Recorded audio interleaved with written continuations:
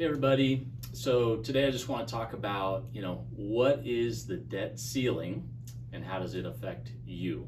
So the US debt ceiling is the amount of money the US is authorized to borrow to pay its bills. Bills like Social Security payments, military salaries, Medicare, tax refunds, and payments to bondholders in which debt is owned. And the current debt ceiling sits at $31.4 trillion. And that amount was reached in January of this year. So you might be wondering, why does the US government have to borrow money to pay its bills?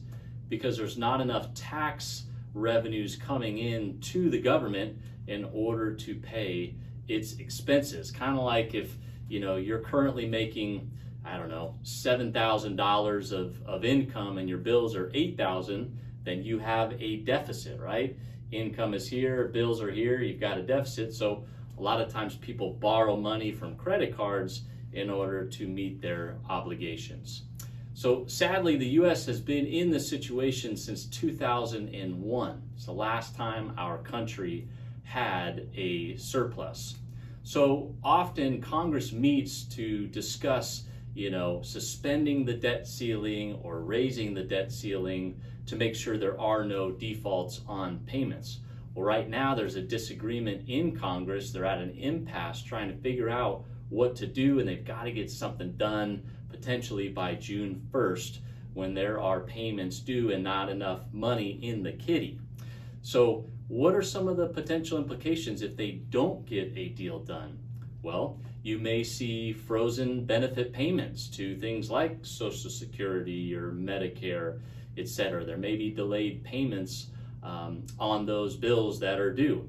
It could dip the economy into a recession. You may see job cuts. You also could see higher interest rates, right? Because then it becomes more risky to invest in US government bonds where people will demand higher interest rates.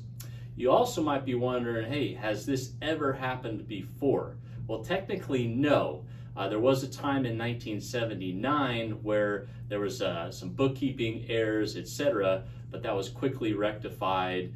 Bondholders were made good on their payments, etc. So technically, we haven't had a specific situation where the U.S. government intentionally did not meet their obligations. So what are the odds of it happening again or ever? I have no idea, really, but I'm going to remain optimistic that they can get something done and these things won't come to fruition. I will say, I think it's prudent that governments of past and present and future ought to be fiscally responsible, right? If you and I are called to make sure we're managing our assets properly, our debt and income, I think the government should be held to the same standard. So in the meantime, let's get something done here and hope for the best and be optimistic. We'll see you next time.